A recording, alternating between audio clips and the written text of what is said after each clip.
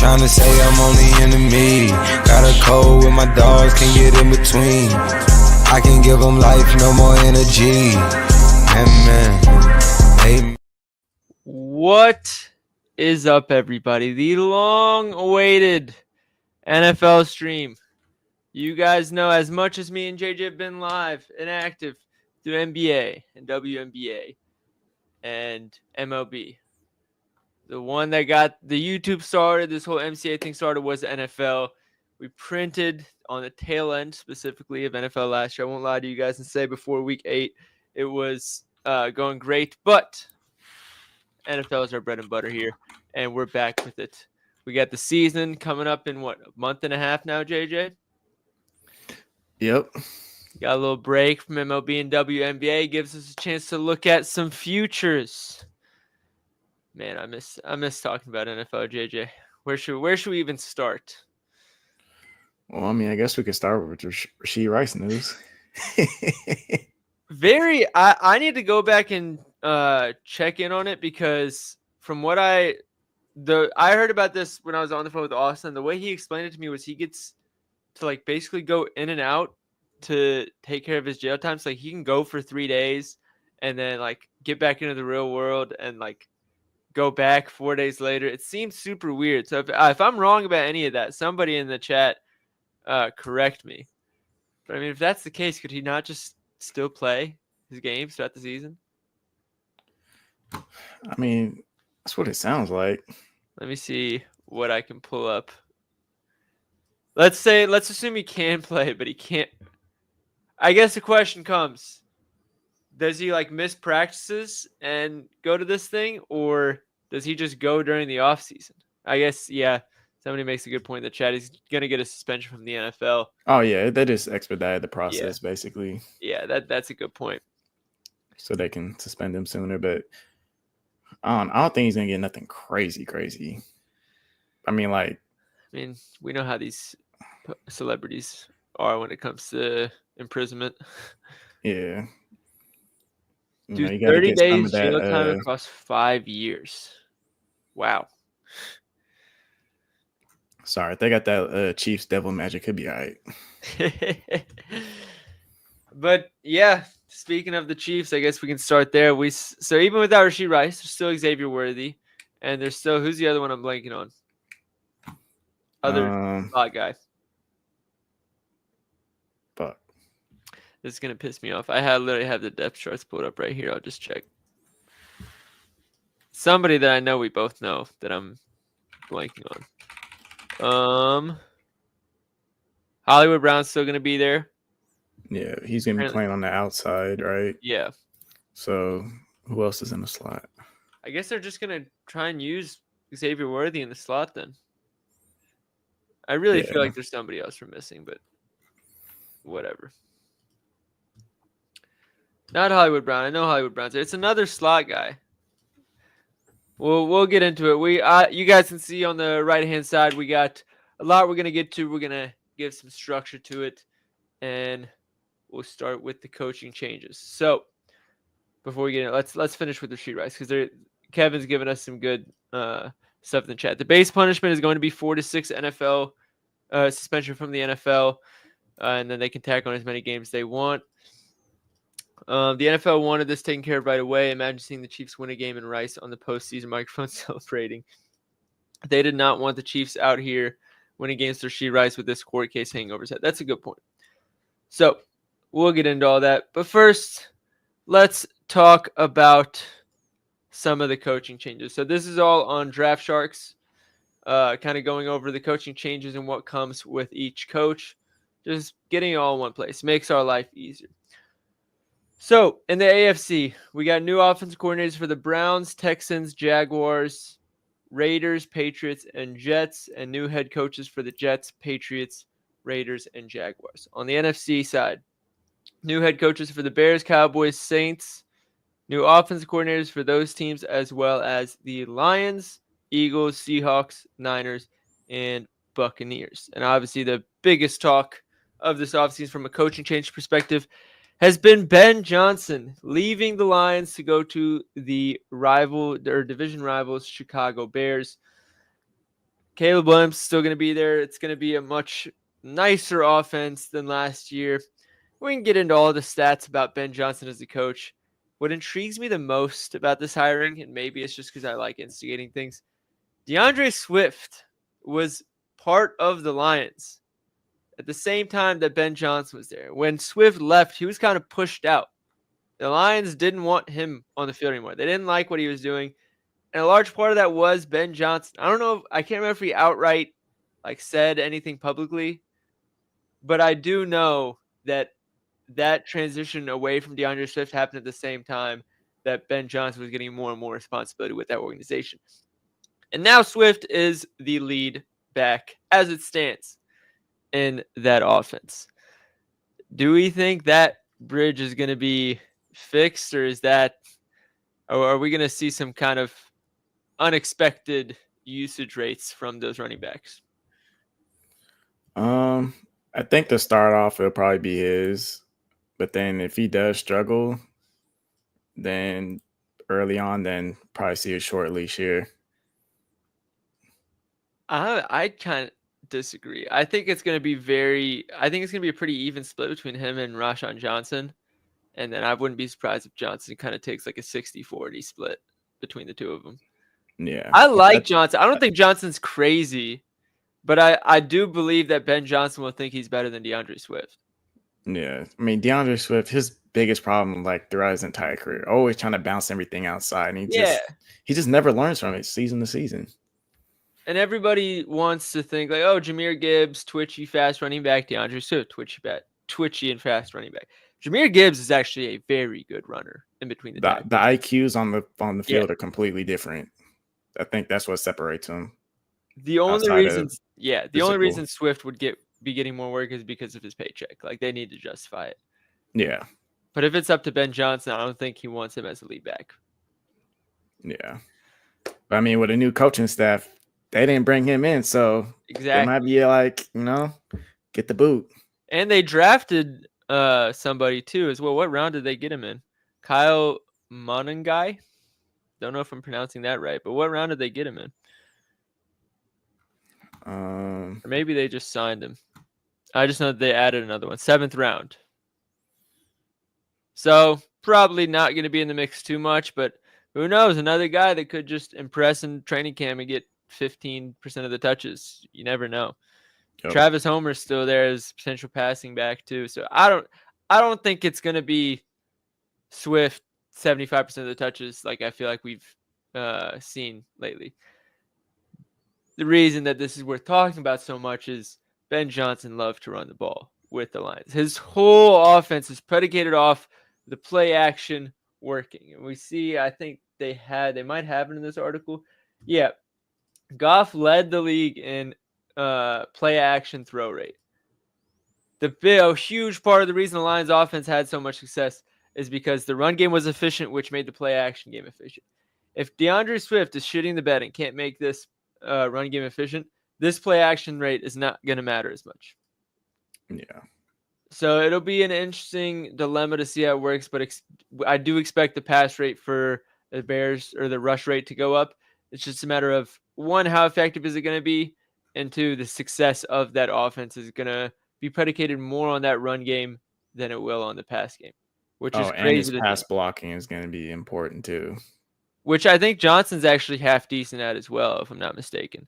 Yeah. Johnson's getting all the red zone touches, by the way. If anybody sees a prop for Rashawn Johnson touchdowns, let me know because I will be playing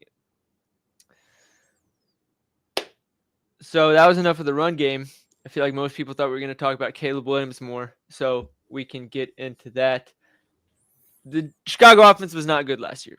No secret. No. The offensive line was okay.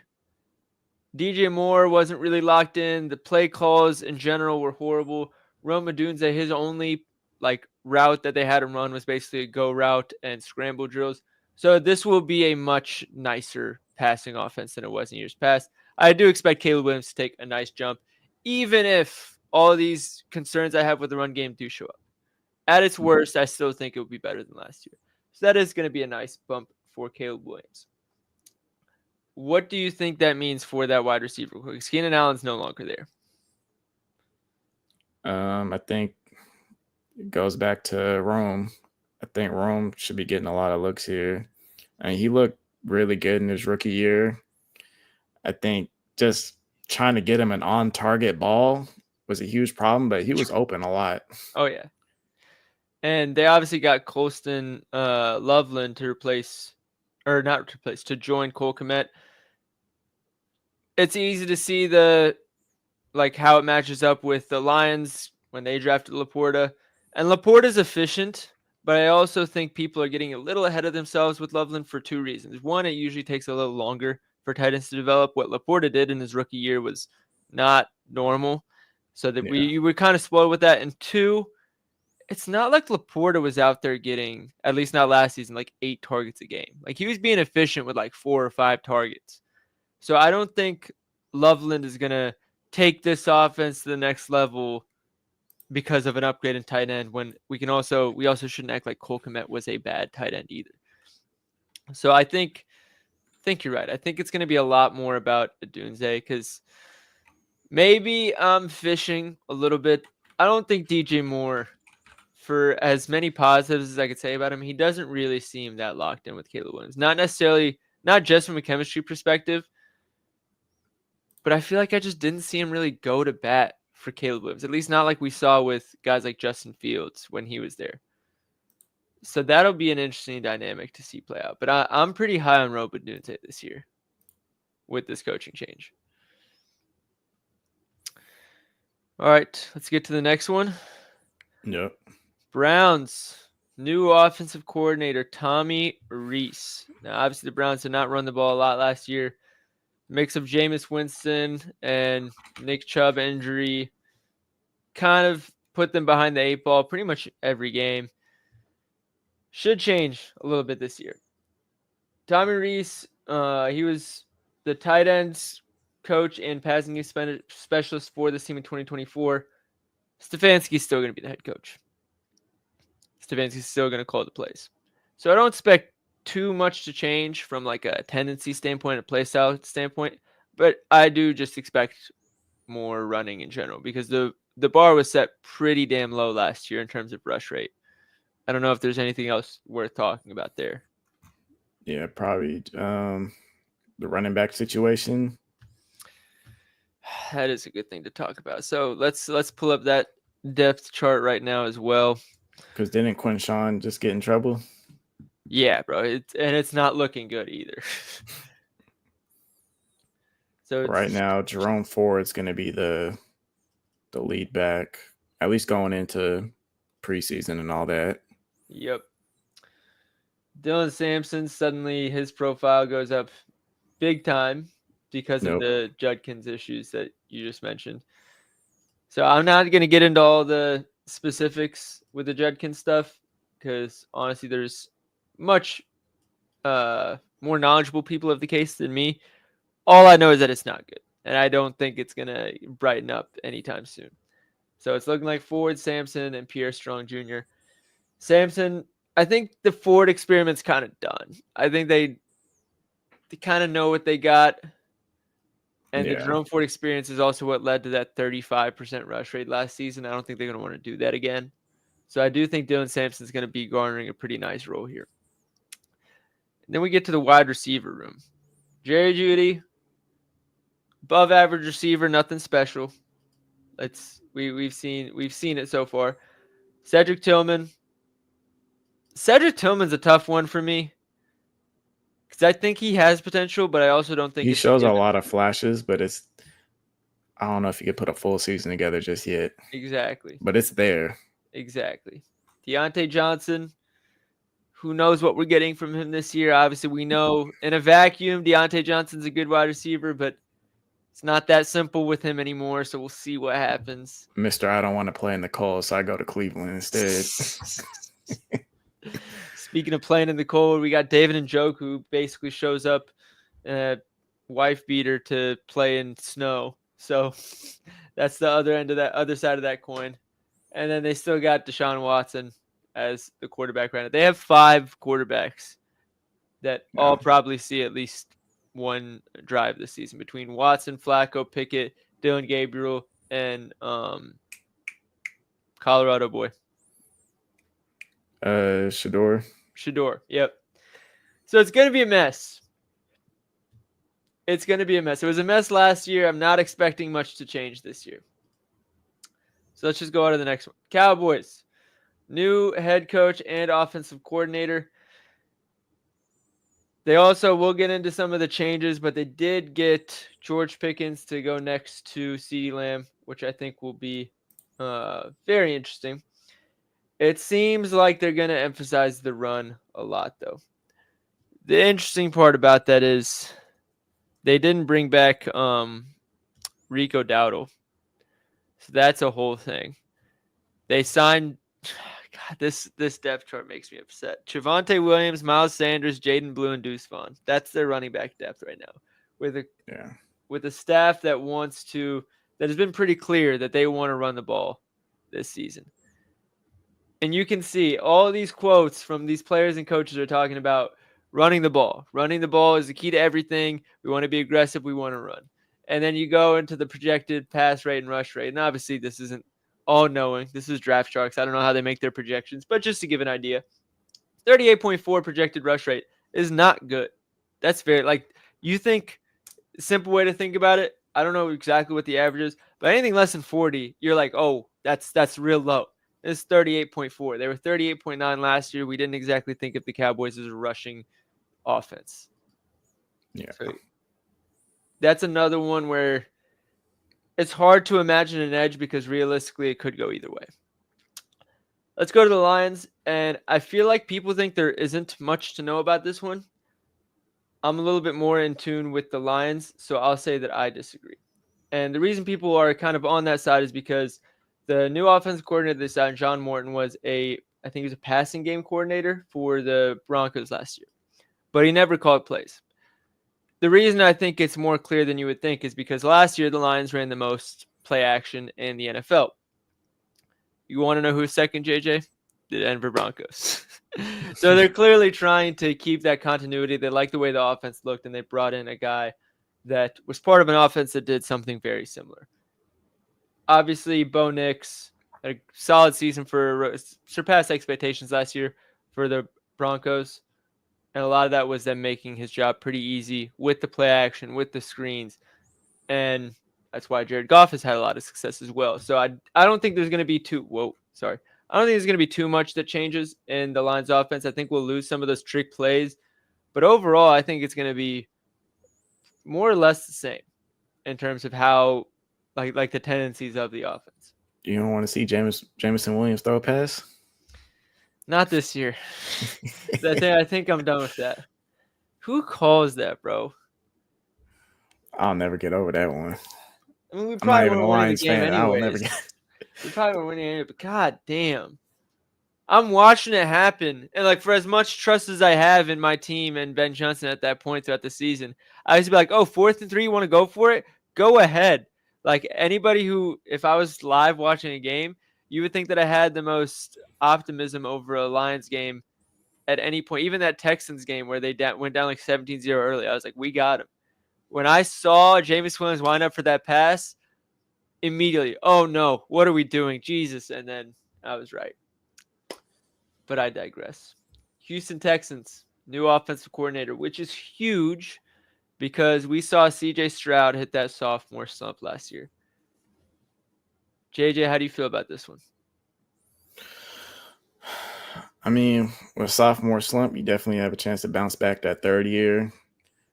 I mean, what he did his rookie year is just tough to sustain, you know? Yeah. So, I mean, when they see you on the first year, teams have film on you, so they will adjust, and it's kind of exactly what happened. And then with that efficiency that he had, it just wasn't sustainable. Not at least this early in his career. Yeah. With this offensive coordinator coming from a Bill Belichick staff for 8 years, followed by being the tight ends coach for Sean McVay, what do you expect to change with Stroud that might help him in this one? Because correct me if I'm wrong, but Tank Dell he's not going to be there for the week 1, is he? He's still going to be out. I think so. So Yeah, he's knowing where he's on the coming pup from, list. knowing where he's coming from, what are you expecting with the Texans offense? Quick passing. I'd probably have to expect that. McVay is always like the West Coast style offense is like it's always about quick passing. So just getting the ball out of his hands will probably help him a lot, especially with their difficulties with their offensive line last year. Did they get any upgrades there this year? I don't remember off the top. The offensive line? Yeah. I probably should pull up the. Well, we'll get into the player additions, as we got. You guys can see on the side we have player moves and stuff. We'll get into all of that as well. I know this article makes a good point. They did get round 2 and round 3 draft picks at wide receiver. So having that mixed with, I just looked up when does Tank Dell return. Christian Kirk, they got as well. Christian Kirk, that's a really good one. And then mid to late 2025 or even 2026 return is likely for Tank Dell. And then obviously Nico Collins is Nico Collins. Yeah. I think for me, the thing that's going to be big is this rush rate of 41.7% isn't crazy high. But when you watched them last year, it felt like they leaned way more into the run than I think we expected. And I don't expect that to happen again this year. Obviously, a lot of turnover between Diggs getting injured and Tank Dell getting injured. And Dalton Schultz, I think, missed a period of time. And Stroud going through that slump. But I think with a sophomore quarterback, unless you're like the favorite in the league, I think those are issues you kind of have to work through. And I think they didn't let him do it enough. So I think that does change a little bit more this year. I think that rush rate does come down. And I don't think they can use Joe Mixon as much as they did last year without expecting some sort of, I don't want to say expect an injury, but like you can only use a guy so much before something inevitably happens. Yeah, especially the wear and tear on running backs. Exactly. They've shown their hand that they don't really believe in Dameon Pierce. They brought in Nick Chubb, but what Nick Chubb are we getting at this stage? So if the way I'm viewing it is they're stacking up the wide receivers to put a little bit more faith in Stroud. And I think reading this as well, some of these quotes of them putting more faith in Stroud at the line, I think goes hand in hand with that. I think this is the year where they're not just saying, oh, we have a young guy, let's develop him. I think this is more of a year where they're saying, all right, we're going to give him the keys and see what happens. Yeah, I really like that receiver room. Oh, yeah. We got Nico Collins, Christian Kirk as wide receiver 1, wide receiver 2. Then we got Higgins and Jalen Noel coming right behind them. Justin Watson is that's their 5th guy as a wide receiver. He was getting real snaps for the Super Bowl winning team. Then they also have Braxton Berrios, who is nothing special, but again, if he's your 8th best wide receiver on the roster, you got some good depth there. John Mechie was solid the last few games, the tail end of last season, and then whenever Tank Dell comes back, he's going to be Tank Dell. Wrap that all with a bow of Dalton Schultz as your tight end, who didn't get much usage last year, but Dalton Schultz is a pretty, I'd say, an above-average tight end in the NFL. Yeah.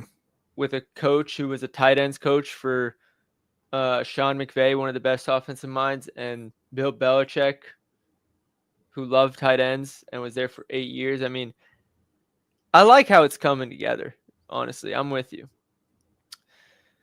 All right, next coaching change. We got Liam Cohen going to the Jaguars. A lot of drama with how that one went down, leaving the Bucs. Mm-hmm. Cohen was a big reason Baker resurrected his career, and people are kind of going off for the Trevor Lawrence wagon. I think we could see a big season from him too. I think so. I feel like we've been saying that every year too.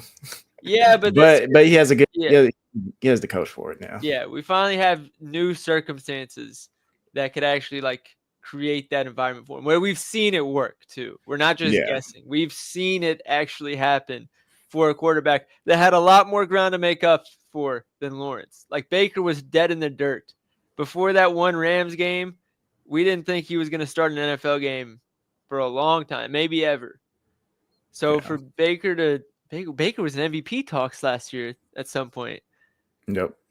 Trevor Lawrence has more tools than Baker. Love Baker. Trevor Lawrence has a little bit more tools. So if he unlocks Trevor Lawrence, this Jacksonville becomes very, very interesting. They have like 5 running backs now. I like how it's coming together. Trevor Lawrence has already come out and said in this short time he's like what he's seen so far. And then the offensive coordinator, I don't care too much about it. I don't think he's going to call the plays. I think you said you found a quote about that, right? Yeah, Cohen saying he's absolutely going to be calling plays, and he said that back in like late January. Yep. So expect a very similar Bucks offense from last year to be integrated into the Jaguars this year. Sorry about that. Let me put my computer on Do Not Disturb. I think that's really all I think is worth talking about in terms of the personnel we'll get to. But this Jaguars offense is going to be all about Trevor Lawrence and how well he does with this Liam Cohen offense. So I'm excited to see that come together. Raiders, another one that I think me and you are very excited to, I'll say bet on, because it looks like it's going to be very predictable. Raiders, obviously, they had some, like Brock Bowers, they had some pieces develop in their receiving game. Then they go out and draft Ashton Jeanty. Have a coaching staff with Pete Carroll. Y'all remember how that was with how run heavy they were with those Russell Wilson years. You bring in Chip Kelly, who loves to spread it out and like attack space, and you can do that pretty well with the run game. You can see here in terms of where Chip Kelly's Eagles rank, because it looks like he's going to call the plays. Top 5 in yards, points, rushing touchdowns, 12th in passing touchdowns, 5th in passing touchdowns, and 13 and 14 separately. And the pass rate was 53% and 58%, very low numbers. So they're going to lean on the run. They have Ashton Jeanty to do it. And when they don't, we're going to see a very efficient passing game likely to Brock Bowers. Yeah. Anything I'm forgetting? Just be betting on Jeanty rushing attempts. I mean, oh my God, bro. He's probably getting, what are we, 21, 22 attempts a game? Probably. It's going to be somewhere around there. You don't spend that much draft capital and not use them. So get that. And then you got the perfect coaching staff to utilize that. Exactly. So that was pretty straightforward. Then we got New England. They finally bring in Mike Vrabel, and Josh McDaniels comes back. Drake May. Just like the Jaguars, it's all about Trevor Lawrence. For the Patriots, it's going to be all about Drake May. I think they're going to lean on the run. I mean, Mike Vrabel is the typical – he's a football guy. I want to run straight through you every single play, and he wants his teams to do the same thing. So I don't know what the pass design is going to be, admittedly. I mean, we saw Ryan Tannehill have some pretty efficient years with the Titans during those Derrick Henry years. Don't have Derrick Henry anymore, so it'll be curious to see how much of that was more about Vrabel's coaching scheme, more so than just having Derrick Henry back there to take some of the pressure off the passing game. It's probably going to be a bit of both. But this is another one that I don't know how confident I am on planting my flag on a take about the team or the offense and the success of that team. But I definitely am excited to see how it comes together. Yeah, Andrew, I was literally before the stream talking about betting on May's rushing this season. It's going to be so fun. Oh, my God. I need to see if they upgrade their offensive line at all. All right. Next up, Saints. Kellen Moore was with the Cowboys, then the Chargers, then the Eagles, and now he's on the Saints.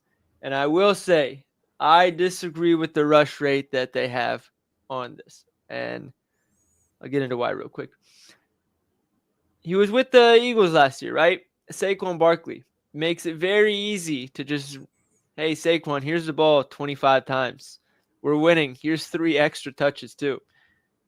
Why would your rush rate be anything higher than 35% when you have, or lower than 50% when you have Saquon Barkley? Yeah. And when he was with the Chargers and Cowboys, it was the opposite. You were throwing the ball. It felt like every play. A lot of bubble screens, a lot of short field concepts get out of your hands quick. I think we're going back to that. I think Alvin Kamara off screens, Alvin Kamara out of the slot, Uh, Rashid Shaheed, we saw him break out a little bit last year before the offense stalled out because everybody and their mom got injured. I think I'm not that high on the Saints offense as a whole, but I do think it's going to be a very high pass rate. Yeah. Even if it's just quick passing, they're going to be throwing the ball a lot. Yep. I feel like I'm a big fan of Shaheed this year with that. Dude, how could you not? I feel like they're never going to respect Rashid Shaheed. I mean, just throwing out of the slot. I mean, this offense is built to throw to the slot. It just makes a ton of sense. We had the backup, Jake Hayner. He used to play with Moore, and he had a couple of these quotes to say about him. He's going to get quarterback completions early in the RPO and RPR scheme. Being able to get completions to the skill players is part of his game. Turn the tape on. There's a lot of easy completions to get into rhythm right off the bat. And then one of the beat writers also said this: Moore's passing attack features a pure progression system. Actually, I'm not even going to finish reading that because I read it earlier. This is just talking about how he has an offense where quarterbacks go through reads, which is any NFL offense. I don't know why they felt the need to put that in there. Some people don't know ball. Yeah, how are you hyping up we got this new coach who teaches his quarterbacks to go through his reads? Were the other coaches not teaching the quarterbacks to go through the reads? What kind of quote is that? I mean, the way some of these rookies coming out of college, I wouldn't be surprised. All right, another pretty straightforward, or what I think would be a pretty straightforward offense is the Jets. Head coach Aaron Glenn coming from the Lions. They got Justin Fields as their quarterback. They got an offensive coordinator who loves to run the ball. Where was I? I was reading about it earlier. Oh, yeah. He mentioned his influences are Ben Johnson, high rush rate. Dan Campbell, same thing. And Jim Harbaugh. You cannot find three coaches that want to run the ball more than the three that he mentioned as his influences. You get that, and you combine that with a backfield of Breece Hall, Braylon Allen. I was blanking on the last name. And Isaiah Davis. And your quarterback is Justin Fields. They might run the ball like 70% of plays. I'm exaggerating. But if they run a pass play on first down, I will genuinely be surprised. That's how much I'm expecting them to run the ball. So, is this the best running back trio in the league? Trio? At least one of the best, right? One of the best, yeah. I think so because I'm high on Isaiah Davis. I think a lot of people aren't aware how good Isaiah Davis is yet. So I don't know that we can say that yet. Who's the Vikings RB3 right now? Let me check. I know they got Jordan Mason and Aaron Jones, who I really like that pairing. I think Jordan Mason's going to have a very efficient year. Ty Chandler, he doesn't count. Let's see what other running back trios can I think of.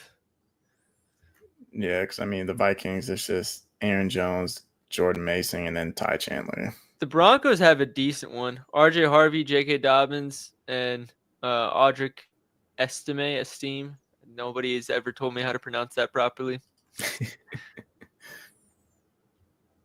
Oh, the Bills have another good one as well. Yeah. And the Jaguars too. We're starting to see the league go more and more to committee. But I mean, this is definitely up there. To have those three paired with the Justin Fields, it's gonna be they're gonna dominate the trenches. All right, Eagles. New offensive coach now that Kellen Moore is gone. I mean, does it get any easier to take over an offensive coordinator job than it does with this? I'm not gonna lie, I didn't even think Kellen Moore did that good last year. I think he just had Saquon Barkley. Yeah, that's really all that happened. Like when they had to rely on their passing game, their offense looked very stale. But Saquon Barkley being Saquon Barkley and having A.J. Brown or Devontae Smith, you got bailed out for bad schemes pretty easily just by having the better players. So It's going to be very easy of saying, oh, give it to Saquon. Who would have thought? Just give him the ball 20 times and live with it. See what happens. That's step one. Step two, add any ounce of creativity into the pass game other than screens. Boom. You've already improved the offense from last year. The only thing you have to worry about if you're an Eagles fan with this offense is does somebody get hurt. But I don't really expect much to change outside of potential upgrades in the passing calls. The run game's going to stay the same. Koala, what's good? Bengals What up? regression continues. I'm not a Bengals fan, but Jamar Chase was our wagon last year, so I had to wear it to respect the first NFL stream of the season. What up, Andrew? Andrew, how we doing? All right, Seahawks. Clint Kubiak. Saints last season to start the season when everybody was healthy. Damn, did they look good. They were top 3 in every advanced stat you could think of. Went downhill very fast. Very fast. Yeah. How much of that is on Clint Kubiak? Can't say for sure. But people were praising him specifically through those first few weeks. Like, it was less about, oh, Derek Carr is playing really well. Oh, Chris Olave is getting open. Like, yes, that was happening, but all the hype was going around what the play calls were looking like. And that credit all went to Kubiak. So to have him come and now join the Seahawks, who lost DK Metcalf, who lost Tyler Lockett, but Jackson Smith and Jigba, this is going to be the year. He took the leap last year. People know he's good now, but he could genuinely jump to like top 8 territory. Is that too Yeah, no aggressive? DK. I don't think it's too aggressive at all. I mean, the talent is definitely there. He's now going to get the usage that a wide receiver 1 should get for him. So the quick passing, like everything sets up for him perfectly here. I think he's going to get a lot of like intermediate routes. And I think that's where he can really feast, those intermediate routes across the middle. This is suggesting that they're going to run the ball a lot, which could be the only thing that limits JSN. Mm-hmm. I mean, they have Kenneth Walker and Zach Charbonnet, so it makes sense. I think it's going to be pretty spread out there. I think it's going to be a pretty balanced offense. I was leaning that way as well. I'm excited to see how this one develops because they got Sam Darnold now, who I don't think they want to put too much pressure on, but he's also not a bum or a rookie. Like, you know what you're getting, you know what you can work with. Yeah. So, not to mention, Sam Darnold just came from the Vikings, which Kubiak developed a lot of his scheme from. So, I think this is a pretty solid fit. Speaking of Kubiaks, Clay Kubiak to the 49ers. It's not really going to matter, is it? No, he's not going to be calling plays, but he will be learning. So whenever he gets the next job, that's when it's going to make the difference. I know you had a question for me before the stream. We can bring it up to the chat now about the 49ers. Oh, I forgot the question. It was about someone that rhymes with Schmishton McCaffrey. Christian McCaffrey. What kind of Christian McCaffrey are we getting? Yeah, I think it's going to be. I'm not. A lot of people are hopeful. Oh, we're getting Christian McCaffrey back. Guys, I don't think we understand how difficult it is to get some of the injuries that Christian McCaffrey got. This dude hurt both of his calves, not during a game, like before the season. Do you know how? Think about how often you injure one calf. To injure both of them at the same time, that like his calves are cooked. And then he injured it again in the middle of the season when he finally came in. His calves are cooked. He can't go out and give him 20 rush attempts and 6 catches anymore. You can't. You lose that burst too. Oh, and yeah. I've seen some reports that it looks like he is losing a little bit of that burst. If he wasn't, I'd be concerned about whether he's human or not. Because then this might be the drop-off year. Yeah, and then Debo, he's gone. Ayuk's coming from that ACL tear. And then Jawan Jennings wants a new contract. Yep. Or trade him. Who knows? Like, I'm high on Ricky Pearsall, but the reality is we haven't seen it yet. So you're putting an awful lot of weight on Ricky Pearsall right now if you're the 49ers. Either that or you're putting more than you should on Christian McCaffrey. The 49ers are one of the few teams in the NFL that I fully believe could finish top 5 or bottom 5 in the NFL. I have no idea what to expect from the 49ers, but I'm leaning towards it's not going to be good. I think they're going to be like slightly below average. Brock Purdy got his bag. Juwan Jennings is looking for his bag. I'm not that hopeful. I'm not either. But again, I did just say, I do see a world where it comes together and they finish top 5 again. Like, it's the range is really all over the place. Pearsall season, I hope so. I have him on my dynasty team, and I do really like him. He doesn't have I feel like he doesn't have like any top 12 upside, like NFL wise. but I do think he's at least a wide receiver 2 on a good team. I think that's his career outlook for me. Yeah. And the way this roster is looking like, he might have to bump up to wide receiver 1 immediately. Yeah. But it's like I'd want to ease him into the offense this year. But I Don't have that choice. Yeah. It's gonna be Because rough. he missed training camp last year because he got shot. This is his first offseason with the team. I don't know. I'm not liking what I'm seeing. Like, the optics in San Francisco are not looking good. Yeah. Let's go to Tampa now. Liam Cohen gone. New offensive coordinator Josh Grizzard. What a name. Now I'll say this. This is not a shot at Grizzard. Don't really know that much about him. We'll read up on him here in a second. Baker Mayfield probably regresses a little bit this year. I have to guess. Yeah. At least the first half of the season as they adjust. Yeah. I think Bucky Irving, for as great as he is, I think what he did last year was a bit unsustainable from an efficiency standpoint. I'm not expecting Rachaad White to pick up the slack that much.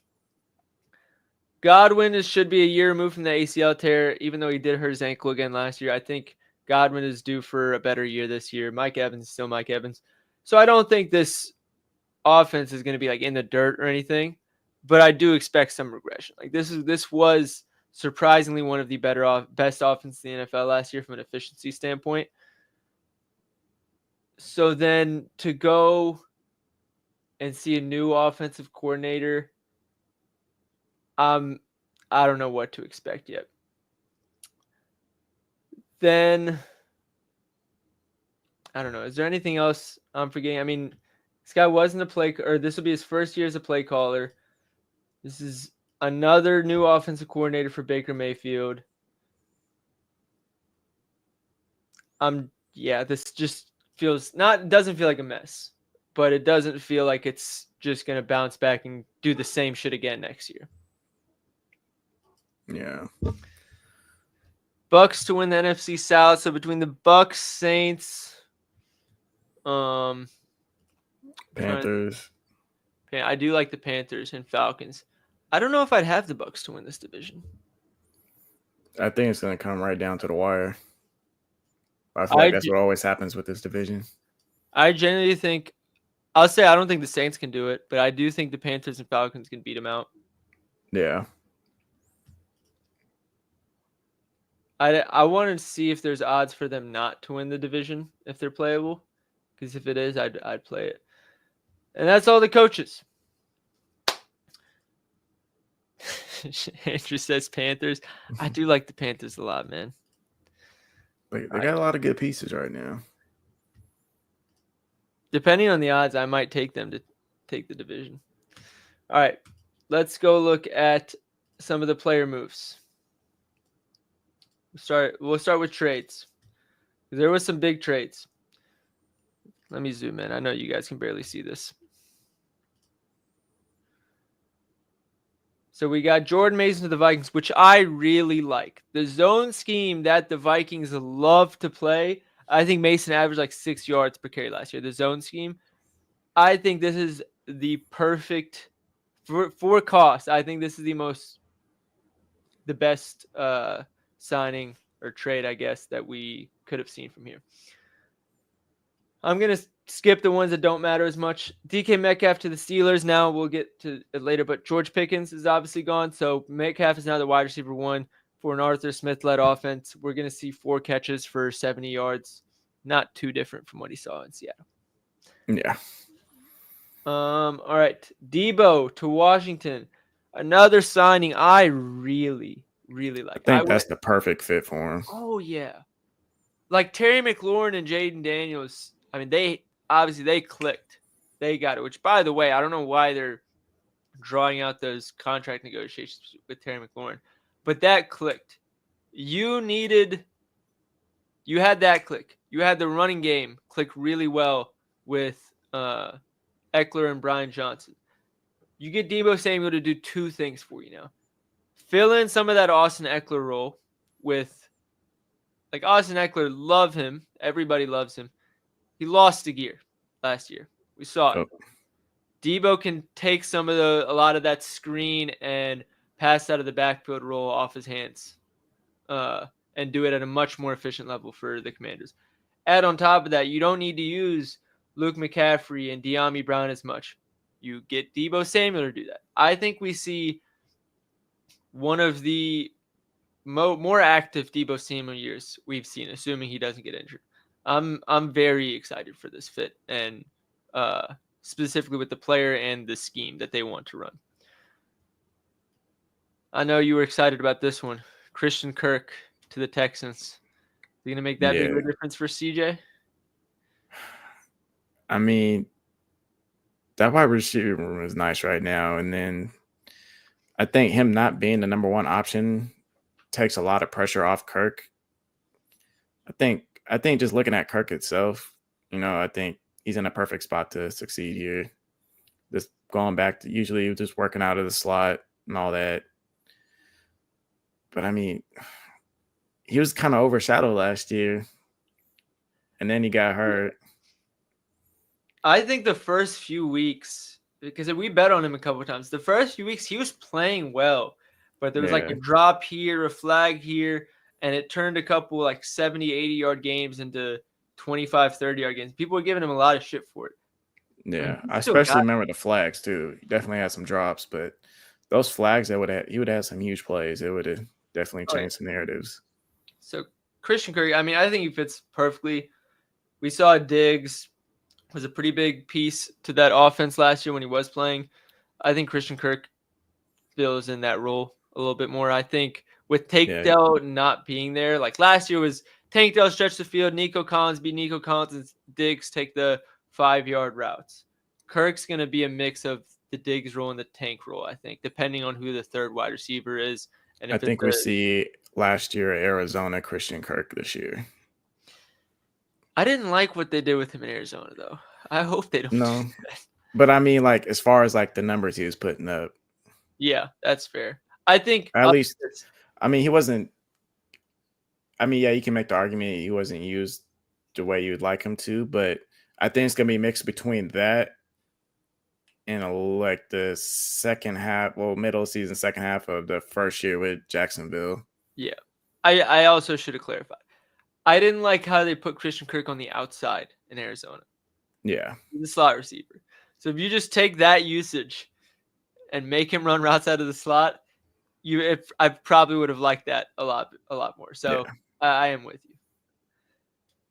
All right, let's keep moving. Laramie Tunsil to the Commanders, another great addition for the Commanders. Kenny Pickett to the Browns, QB4. C.J. Gardner-Johnson to the Texans. Isn't there like a whole thing going on with C.J. Gardner-Johnson, or what's happening there? I remember seeing something and then I scrolled past and never went back to it. What was he trying to? Well, according to whatever woman it was, I don't know if it's baby mama or whatever, out here putting out hits on. Who was it? I'm looking it up. Put out a hit on Malik Neighbors. Oh, Malik Neighbors, yeah. Bro, what? But I haven't seen no actual evidence of that, so. Jesus. Right now, it's just hearsay. All right. Well, that's the whole thing that we got to be on top of. Geno Smith to the Raiders. I forgot about that when we were talking about the Raiders earlier. That's a great – dude, I didn't think I'd like the Raiders this much. I really like the Raiders this year. All right, so that was just March, by the way, guys. We got more. April, Sam Howell to the Vikings. Who cares? Joe Milton to the Cowboys. Who cares? Then we got George Pickens to the Cowboys. Let's stop and talk about that a little bit because he's obviously going to be the wide receiver 2. I think he's going to take on what Michael Gallup intended to take on before all the ACL issues when it was going to be Gallup, CeeDee, and Amari Cooper. Mm-hmm. I can't decide how much I like that for him. I'm going to be honest. Because I thought he did break out a decent bit last year. I did like what I saw. And I don't know that he's going to get that opportunity again with the Cowboys. I think it all depends on his mindset. I'm talking more scheme-wise. like play calling, because they're not going to have him run a route tree as diverse as they did with the Steelers. And yes, he's more of a deep play guy, but getting the ball in his hands, like it did work last year when they could do it. But that's going to be the CD role. And I don't think Jalen Tolbert, like they're not going to say, hey, Tolbert, go run a go route while Pickens runs a slant. Yeah. But if he starts running routes that's not getting the ball, he's just going to throw a fit again. Yeah. It's like my thing. If CD was like a 7 target guy or an 8, like if it was AJ Brown instead of CD Lamb, I feel like the fit would make a little bit more sense because you can like mix and match them a little bit. But like Pickens has to play on the outside. So yeah. CD has to be in a slot. I mean, that's where he's best. You need him getting the ball in the slot. I mean, yeah, with CD, you just want the ball in his hands. Whether it's 5 yards on not even out of the backfield, I like some of those plays. Yeah, so that'll be where the new head coach, if he's going to earn his paycheck, it's going to be, in my opinion, figuring out how he's going to use George Pickens. Because I'm not relying on the run game led by Javonte Williams and Miles Sanders. No. And you need something other than CeeDee Lamb. George Pickens. I was hoping they would actually draft a running back higher, but why do that when you have Deuce Vaughn as your RB3? All right, Bryce off to the 49ers. That'll be an interesting thing to see develop. And then the most recent one on the defensive side, well, I guess, and offensive with Jonnu Smith. Minkah Fitzpatrick and Jalen Ramsey swapped. Jonnu Smith and, well, I guess Jonnu Smith and Darren Waller didn't swap. Jonnu Smith went to the Steelers, reunited with Arthur Smith once again. Darren Waller to the Dolphins. I'm not going to lie. I probably should care about Darren Waller to the Dolphins more. I don't. A whole year out of football is tough. Also, I mean, I feel like McDaniel's system is specific enough. And prime Darren Waller probably would have fit really well, even if he wasn't a year removed. I still think it's just a weird fit to me. Yeah. It's not a weird fit. It's a weird player to target, even though he could potentially fit. I don't know. I don't like it. Just a gut feeling. I can't describe it. But then we got Jonnu Smith to the Steelers. Him and Freiermuth is going to be spamming 2 tight end sets. Jalen Ramsey. Dolphins secondary, I think, just that cover 4 and cover 6 that they'll be running, I think that'll be pretty good. Their zone defense in general. And you're not going to be able to pass on the Steelers, bro. Yeah. With Jalen Ramsey and what's the corner's name that I'm blanking on? Oh, they got Darius Slay too. I forgot about that. Joey Porter was the one that I was thinking of. So you got Darius Slay, Joey Porter, and Jalen Ramsey. I'd like that. That's going to be a problem for offenses. All right. So that was the trades. Let's go to any of the signings. We're going to have a lot of those as well. Jameis Winston to the Giants. So it's going to be him and Russell Wilson leading the charge there. Stephon Diggs to the Patriots. That's a very nice target for Drake May. Who else do we have here? If I'm skipping over anybody, just say the word, by the way. Ian Thomas to the Raiders. Rondale Moore to the Vikings. I don't know if I like that or not. I'm not sure. Probably won't matter too much.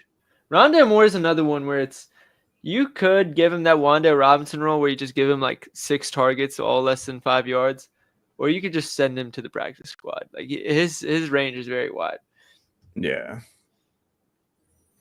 Let's see. Brandon Cooks to the Saints. Welcome back. Bruno says hi, guys. What else we got?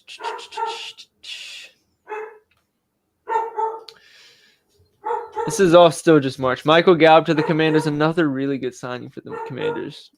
God forbid anything happens to Terry McLaurin. Just having some guy that can fill in that deep role. Nope.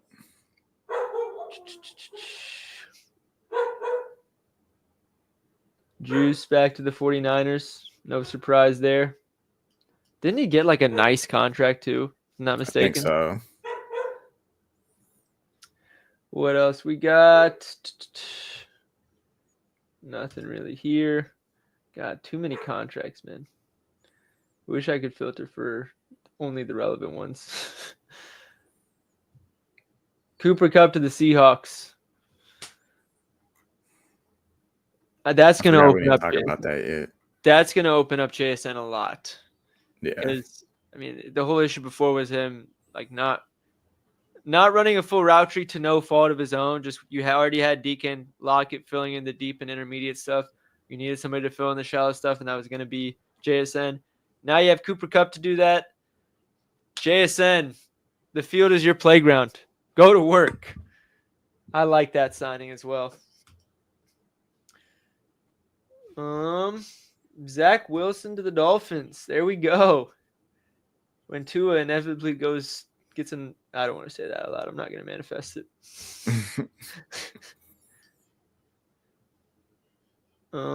What else we got? Stone Smart to the Jets. That's not the tight end from the Chargers, is it? I think it is. Let's check. Oh, it is. Yeah. Yeah. He was actually not bad. That's not a bad signing at all. Olamide Zaccheaus to the Bears. It's not a bad signing either.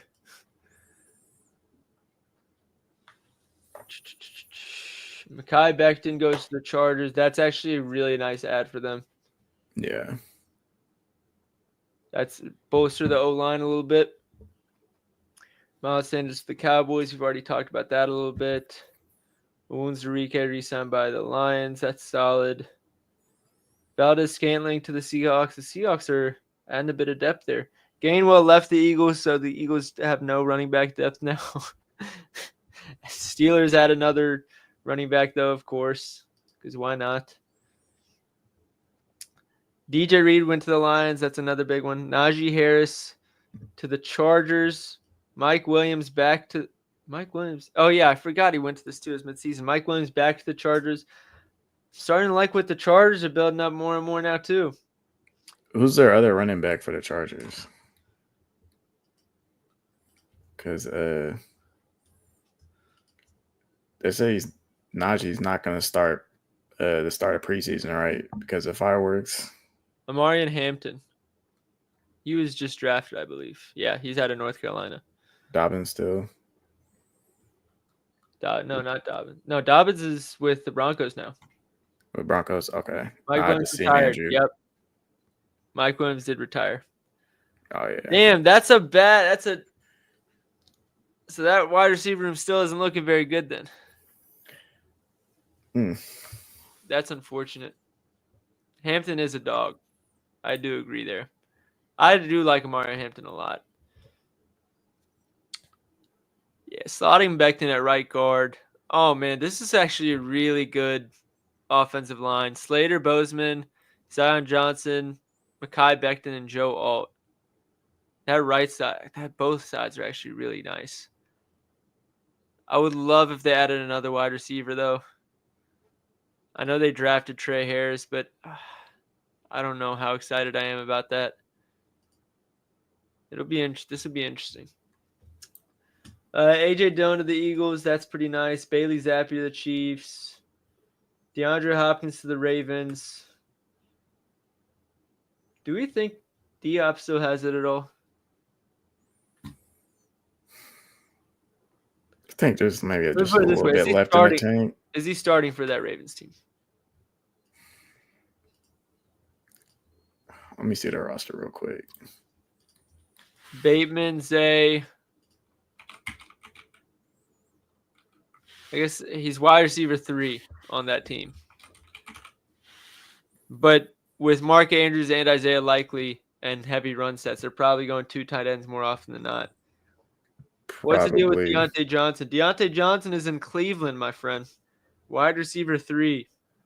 Warm weather up there in Cleveland. The one thing he really wanted was warm weather. Didn't want to play in the cold.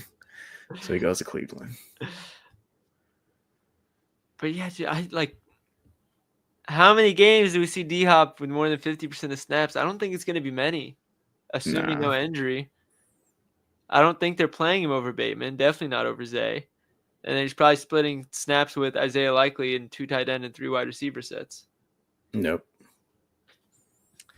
That would be interesting. Another player for the coach during his. No, it's gonna be interesting. Is that tight end room? I don't think it's gonna be that interesting, honestly. I don't think any. Here's the way I put it: if Andrews doesn't drop that 2-point conversion, we're not having a single word about it, realistically. Well, I mean, we're already having conversations about it because of what he was doing earlier in the game too. Didn't he fumble? Yeah, but okay, let me put it this way: one bad game. He's had a solid season. It was just the first 3 weeks. Solid second half of the season. First half, it was rough. It was just the first 3 or 4 weeks. I thought it was longer than that. Let me pull up. Mark Andrews 2024 season. Do you guys do fantasy? Yes, we do. Yeah, bros. Oh, well. Yeah, it was really just the first 4 weeks. And you got a touchdown damn near every game after that. I think he's fine. I don't think they're going to. His usage was kind of going up and down, even though he's getting those touchdowns. Yeah, but with how often he was using the running game as a blocker, I don't think that's going to change. Yeah, but I'm saying it's not like they had any lack of trust in him throughout the season. It was just a matter of what do they need him to do more. I don't think much is going to change. Rico Dowdle to the Panthers. That's a pretty deep running back room now. Andre Cisco to the Jets. I do like that. Fields to the Jets. Love that, dude. I think Fields, even though Aaron Glenn's not a passing coordinator, like from the Lions, he was a defensive coordinator. For those that know Aaron Glenn, that's a match made in heaven as far as for Justin Fields. I'm excited to see how they use him in the running game. Madison to the Dolphins. We all know the Dolphins need like 17 running backs every season, so that's probably a good signing. What else can we talk about? We're still only in the March signings. Justin Watson to the Texans, we talked about a little bit already. Khalil Herbert to the Colts. Solid. Tim Patrick re-signs with the Lions. Needed. KJ Osborne re-signs with the Commanders. Javonte Williams to the Cowboys, we've also talked about a little bit. We got to think Javonte Williams is the RB1 in that team, right? Yeah. The way they've been talking about him with the press conferences and all that, like, he seems to be the number 1 right now. Nick Westbrook-Ikine is probably going to be wide receiver 3 for the Dolphins next year. That's a pretty solid pickup behind Waddle and Tyreek. Just got to make sure we're doing our due diligence here before we get into the picks that we're going to give out. We want you guys to know just as much as we do. De'Ami Brown to the Jaguars. Makes sense after the Commanders brought in Deebo Samuel. They weren't going to re-sign him. They lost Christian Kirk. Maybe they're trying to buy low on De'Ami Brown. I don't think he's going to be that good, but we'll see. Darius Slayton re-signs with the Giants. Carlton Davis to the Patriots. Dolphins are just going to spam A-chain receptions. I personally think they're going to use up the last few years of Tyreek Hill as much as they can. I don't think he can have that shit of a season again. Samaje Perine back to Cincinnati. Welcome home, my friend. Joey Bosa, Bills. DeMar Hamlin re-signs the Bills. Josh Palmer goes from the Chargers to the Bills. Honestly, good for the Chargers for getting off of that. I think Josh Palmer was the ultimate fuck it, there's nobody else receiver. Yeah. Let's see what else. Nothing really here. All right, we're done with March. Hopefully these other months go by a little quicker. Tyler Lockett to the Titans. I do like that. Hunter Renfrow to the Panthers. Did he really play last year? Not really, but he's still a good route runner. I like it, but I'm not the one who gets to decide whether he goes on the field or not. Yeah. Joe Flacco back to the Browns. Thank God. Jalen Warren re-signs with the Steelers. Good for them. Irv Smith to the Texans again. Solid. What else we got? Drew Lock back to the Seahawks.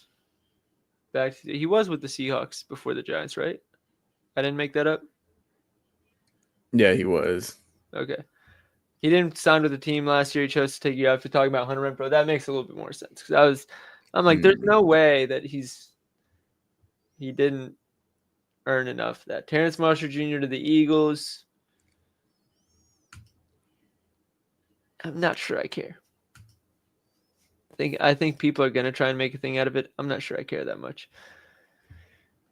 What else we got? Nothing really here. Nothing here. I think we're gonna speed through these last few months pretty quickly. If you're waiting this long for free agency, you're either holding out or there's a reason. Nobody wanted you the first couple months. Yeah. Is that Matt Harmon? Is that what I just saw?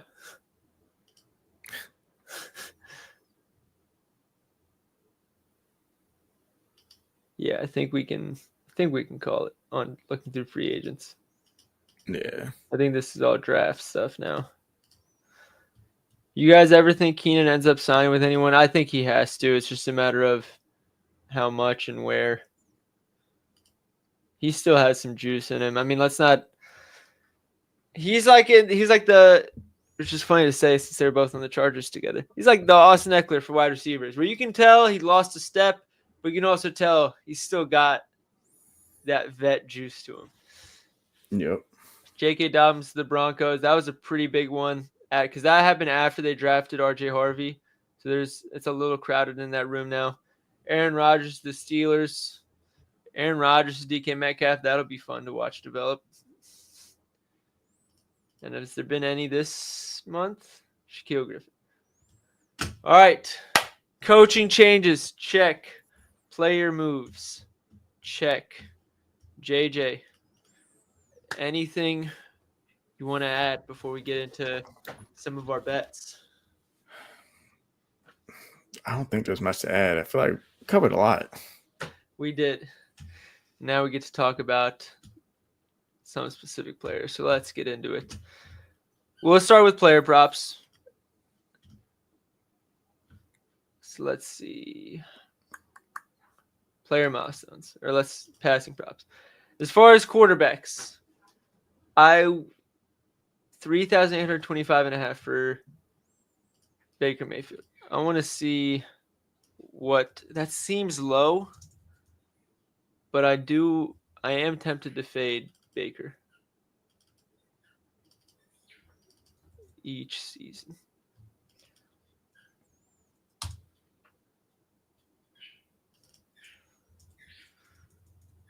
Got to be selective with what words we use on StatMuse. I forgot about that. Here we go. So, the last 2 years, 4,500 and 4,044. So that regression is probably priced in. What I think we could target 28 and 41 passing touchdowns. If we want to take the under on passing touchdowns, what line do you think we would need? I don't even know if it's an option, but it is. Honestly,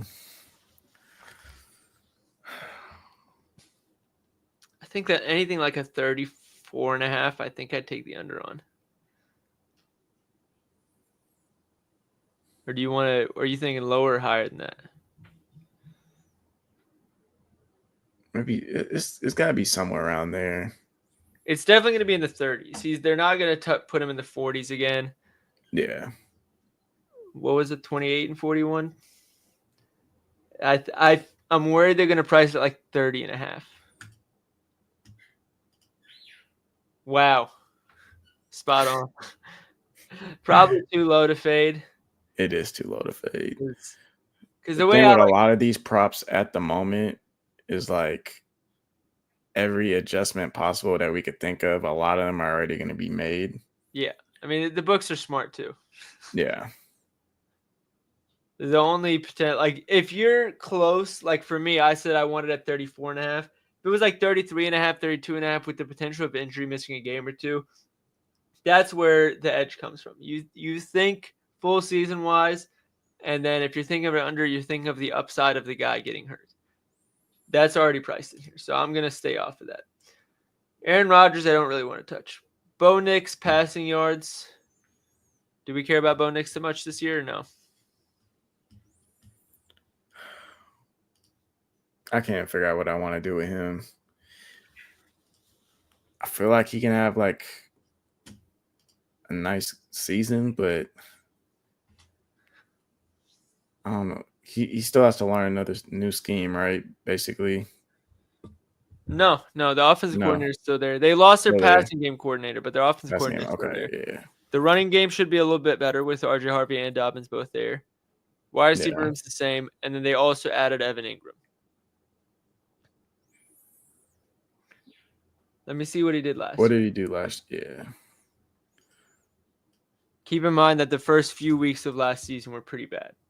Yes, they were. The last season, almost 3,800 yards, 29 touchdowns. So if we're expecting a bump and no injury, what would we say? 4,200 yards? I'll say 4,000 yards, 32 touchdowns. I remember we were looking at some when he was playing. There's like, he had the most deep shots. There was something else like what? Every play was either like a screen or a 20-plus yard pass. There was no there was no intermediate work for him. There was a certain type of defense where he would just dominate against every time. He just always had 250 yards. You always look into it for your props. I forget what it was. Let me pull up FTN. My mouse is crashing on me, but once it gets working, let me pull it up on this tab just in case I gotta do some extra work. 1 second. Coverage. But you kind of remember what I'm talking about, right? Yeah. I think I don't think it was man or zone. I think it was deeper than that. Yeah. Give me a second, guys. Bear with me. Sorry. Ladd McConkey, 1,000 receiving yards. What do you think there? There's no way that line's playable, right? Check.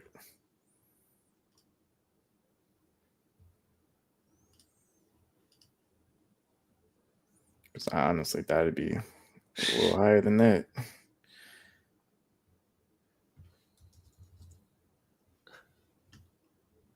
All right, so Bo Nix against single high, 6.1 yards attempts against two high, 5.5. Against man and zone, 5.6 for both somehow. I think it might have just been about deep shots. Maybe. I'm trying to see what else I can look at. So on FanDuel, it's at 1,025 for Ladd. It's not bad. I mean, you're basically just betting against injury at that point. Yeah. Here we go. I found the coverages.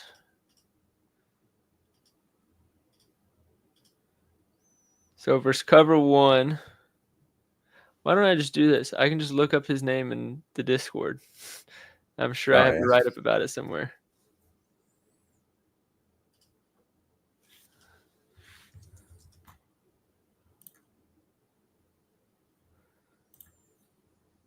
Oh, I have a quarterback tier ranking from December 15th in here as well.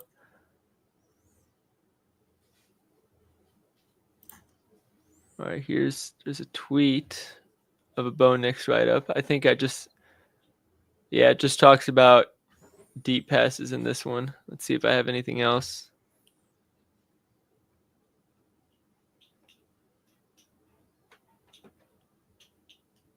Hey, Bruno.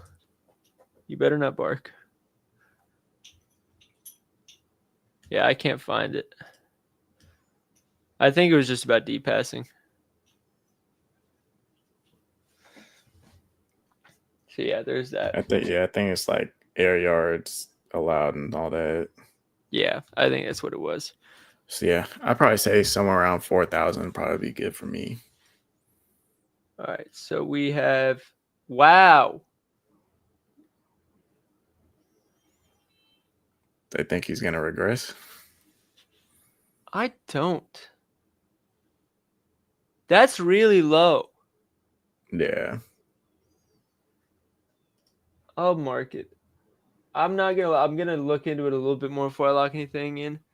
But man, I was not expecting that number because I mean, bro, if we look at this game log, the first few weeks, 138, 246, 216, 60. After that, I mean, it was pretty consistent, good numbers. Yeah. I'm very shocked by that line. Brock Purdy with no Ayuk, no Debo. Wait, go back to Stat Moose real quick.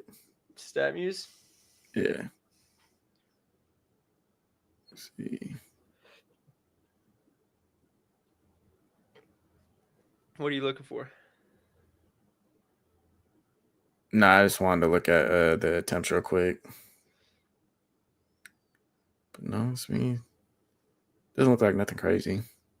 No, I think it's pretty normal attempts. Yeah.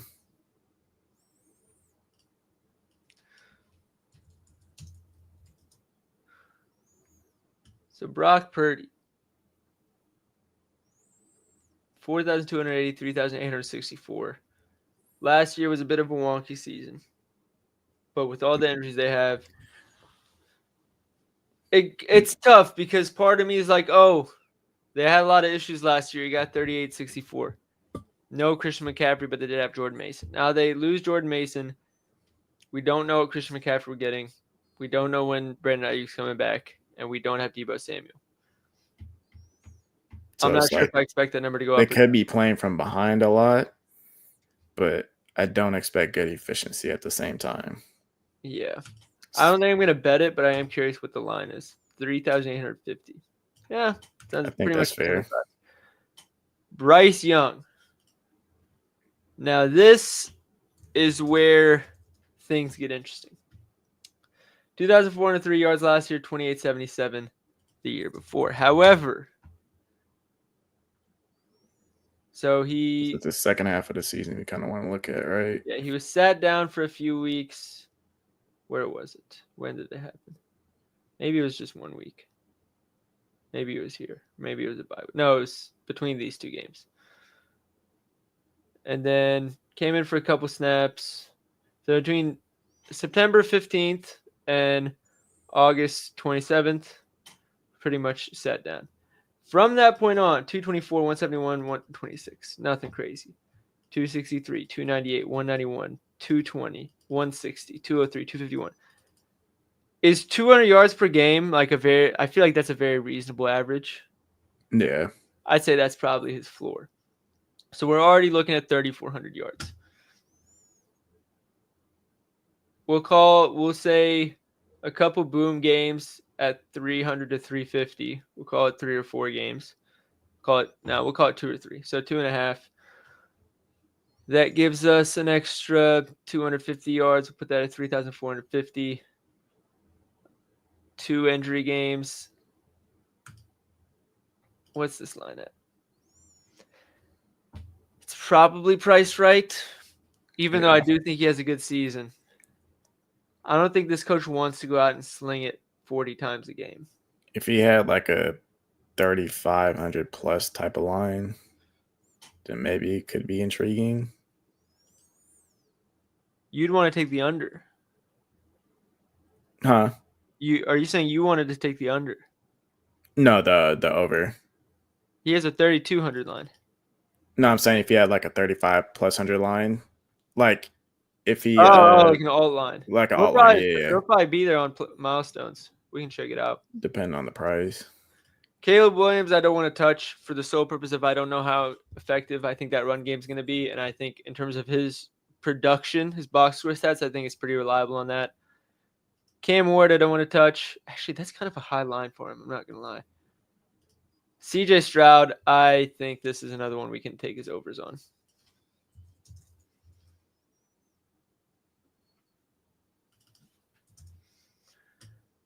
Last year, 4,100 yards. The season before, 3,700. And that was, or no, last year was 3,700. The season before was 4,100. I can't imagine he has a season worse than last year. I was just gonna I say the really same don't. thing.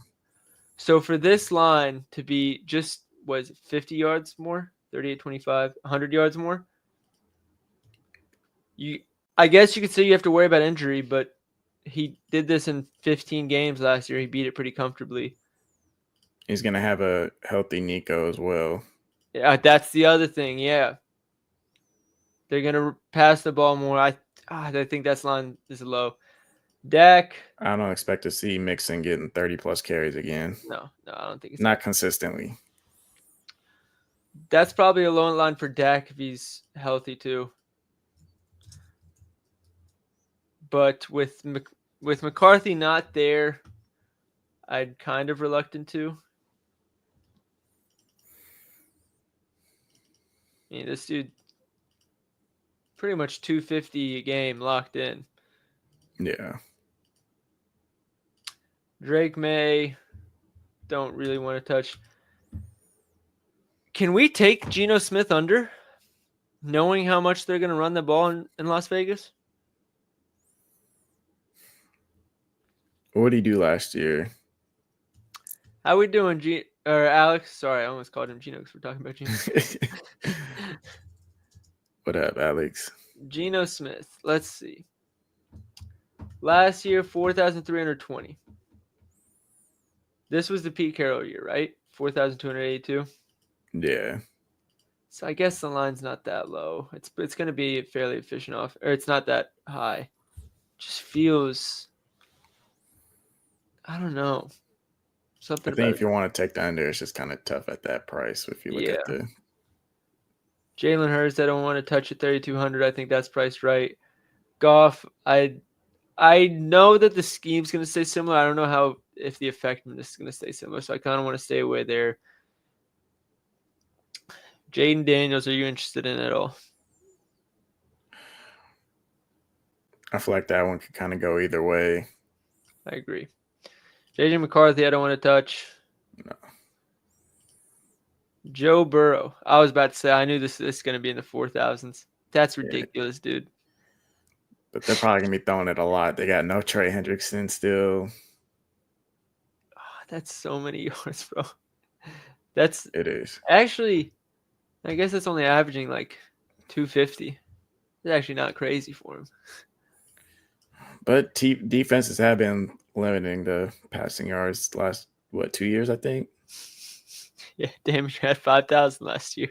Yeah, because they're always behind. And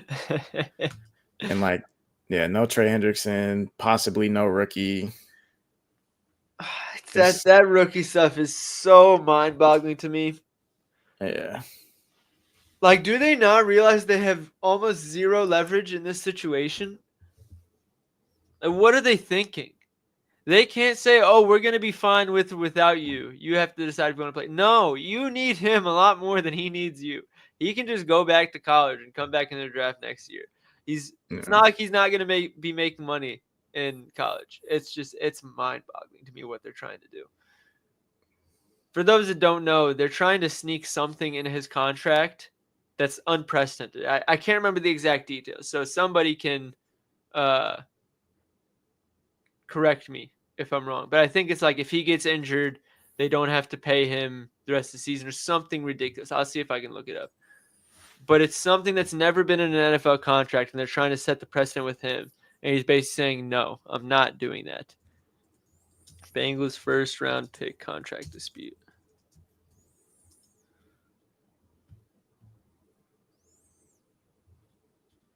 Attempting to add a default clause that would allow them to void all remaining guaranteed money if Stewart is found in default for any contract year, not just the year in which the default occurs.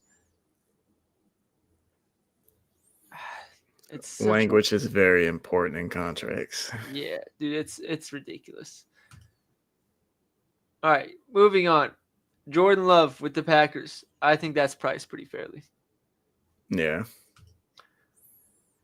Josh Allen, the guys that are like, there's no surprises. Everybody's going to want to bet on Josh Allen, Lamar, Patrick Mahomes. Those are guys that are going to have most likely going to have the most accurate prices by sportsbooks. There's a lot of data. There's not much turnover with the coaches. Everybody knows Yeah. who their receiving options are. If the books are going to be right about any players, it's going to be the most popular ones. So we can look at what the lines are, but those aren't the ones that I think are worth targeting for season-long props. 3,800 yards. Yeah, sounds about right. Justin Fields, 2,650. Damn. Damn. I knew it was going to be low. I thought it was going to be like 2,900. That's real low. That's too low. Yeah. 17 Yeah, Alex, games. we're going over QBs right now. 17 games. That's what, 150 a game? I think. Yeah, that's 155.9. I know. Fuck, that's tough because I was on here yelling about how much they're going to run the ball. 155 passing yards is not a lot in a game. That's one good drive each half. Feels like an overcorrection. That's what I'm thinking. No, we haven't gone over running backs yet. We're starting with quarterbacks, Alex. Yeah, we're basically just going left to right. I really don't want to bet on Justin Fields passing yards, bro. I don't either, but it's like maybe just like a sprinkle. If they have a passing plus rushing yards, I think I'm going to bite because that's going to be a low number. Justin Herbert, 3,650. That's not that high. It's like, what, 215 per game? Think so. Yeah. Wow, dude. My mental math is on another level. 214.7.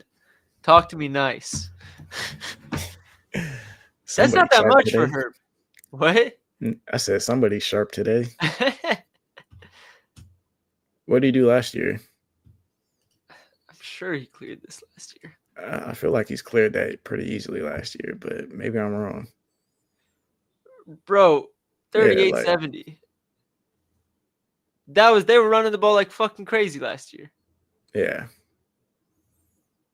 The only year he didn't hit it was 13 games.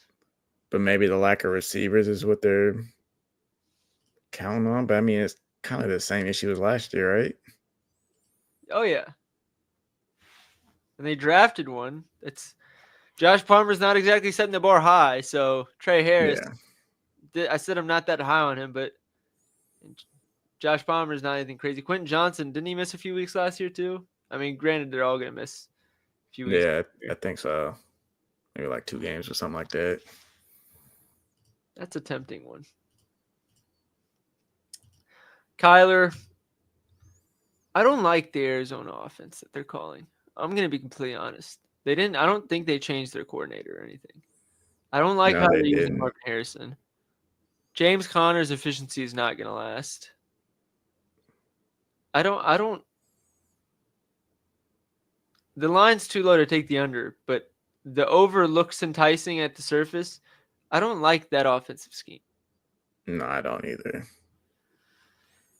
Lamar, 3,450, about right. Stafford, for a guy who's been facing injuries the last couple of years, this is a very high line. Very high line. When's the last time we had a fully healthy Matthew Stafford season? The Super Bowl? Possibly. Damn, it did not feel like he's played 16 and 15 in the last few years. I know I think it was a Super Bowl year. He did rest the game, right? No, he didn't. 17. Yeah. Never mind then. Ignore me. Michael Penix, 200 yards a game. Does he get 200 yards a game? I think he does. Yeah, bro. Drake London. As long as Drake London's there, bro. Drake London gives you half of that in a game, every game. That's low. Patrick Mahomes, 4,000. That's about right. Sam Darnold, I don't want to touch. Trevor Lawrence, I love, dude. I love Trevor Lawrence is coming this season. I think he gets 4,000 this year. I want every Trevor Lawrence ticket that you can find. Tua, That's low, but Mike McDaniels is going to want to run the ball. God damn it, bro. They're on top of this Baker Mayfield shit. I wanted to fade him so bad, but they're on top of it.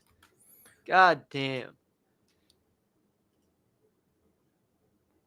Dog. Are we being fucking serious? Are we being serious? Hold on.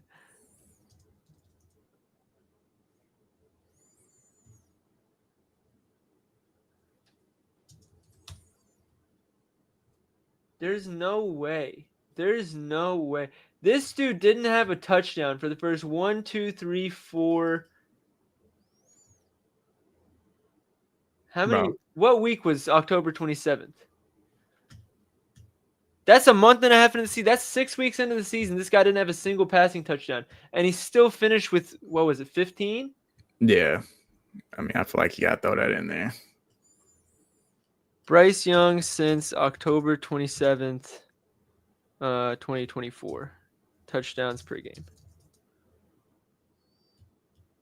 1.5 touchdowns per game in that span. Bro, that's ridiculous. A 3 touchdown game and you're a sixth of the way there. That's nuts. That is a crazy line. Caleb Williams, 22.5. That's probably still low too, but again, I don't trust that offense right now. I'm gonna have to go take off, get this haircut. Yeah, go ahead. I'll finish up looking through. I'll finish going through the QBs, and then we'll finish the rest of the positions and division overviews, plot picks. We'll probably do another stream if that's cool. Yep. All right, have fun. See y'all later. All right, CJ Stroud. Oh, let me fix this. Oh, no. Let's go back here. All right. CJ Stroud, 21.5. That's really low. That's really low. Doc, will you post a screenshot of what all you got in the court? I will. I don't think I'm going to bet all this. I'm more just getting it in one place. So I remember it. But I'll take screenshots of it so I remember and go back through it. CJ Stroud, yeah, that 21.5 is real low. Dak Prescott, 26.5. It's probably about 1.5 per game. It's probably a little bit low, but an injury could get you in trouble there. Drake May, 20.5. That's another really low line. Geno Smith, 20.5. Jalen Hurts is going to run a lot of those in. Makes sense. Goff, 27.5.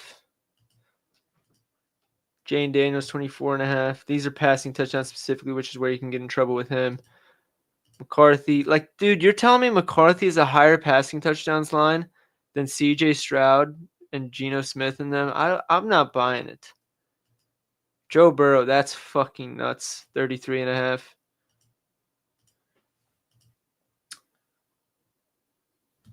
Justin Fields, yeah, I will say this is probably, with the rushing touchdowns, that's probably a little bit more correct. Herbert, 21.5. That's low because they're not going to run. Actually, no, they're going to run the ball in the red zone a lot. Never mind. Murray, Lamar, I don't want to touch. Penix, 18.5. Guys, these passing touchdown lines are nuts. Absolutely insane. You need one a game. That's it.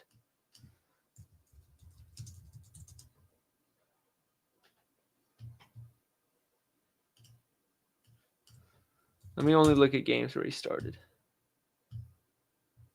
Wow. I guess it's not that good for Penix. Stafford, 22.5. Mahomes, 27.5. Darnold, 20.5. Trevor Lawrence, 22.5. That's another one that's very low. I'll just, for the sake of the screenshot. And 2, I don't want to touch. So, Bo Nix passing yards, 3,500. That's low. CJ Stroud, 3,800. Stroud and Lawrence might be my 2 favorite passing yards props. I think they both go for 4,000. Bo Nix is tempting. Justin Fields, this line is crazy, guys. That's such a crazy line. This Fields 26.50 and the Bryce Young 18.5. there's a lot of value in those in my opinion. Penix 3350. I think it's too low. I don't think I'm going to play it. Herbert, I haven't decided on yet. I'm all over the Lawrence train. I'm all over it. So I think that's what we're going to call it at for QB props. I'll get Andrew, I'll get this screenshot and I'll send it in the chat of the Discord, and then I'll try and lock a couple of them in and post officially soon. For anybody looking for MLB props, Lucas Giolito under 5.5 strikeouts, minus 140 on Bet365 is a gem. Go back to just fading pitches against the Cubs. His pitching outs line is minus 105 for under 17.5 is another one that's pretty solid. I think that's everything. Unless anybody's got any questions, just put it in the chat. But regardless, we still have to go over running backs, wide receivers, tight ends. We still have to go over the teams for the division interviews and the playoff pictures. There's a lot of stuff to potentially bet on for futures. So we want to make sure we're leaving no stone unturned. We're gonna get a lot of this is something that I've been wanting to do for a few years now, is get a lot more action in futures. I think there's a lot more edge in them, just because you're looking at a whole season instead of depending on the variance of a single game. So if you know what you're looking at, you're really just betting against injuries. Otherwise, you can get a lot sharp with them. But as long as there's no questions in the chat, thank you everybody for watching. I know JJ got to leave a little earlier, but I know he thanks you guys as well. Thank you guys for all the talk and the comments, and we hope you guys come and watch all the other ones as well. Make sure you guys subscribe to the YouTube if you haven't already. Make sure you're following both me and JJ on Twitter. And we're live streaming these to Twitch now as well. So if you want to go check that out, make sure you do that. Otherwise, take care. I hope you guys have enjoyed the All-Star break for MLB, and I think WNBA just started as well. And yeah, we'll be getting back to action soon. Take care, everyone.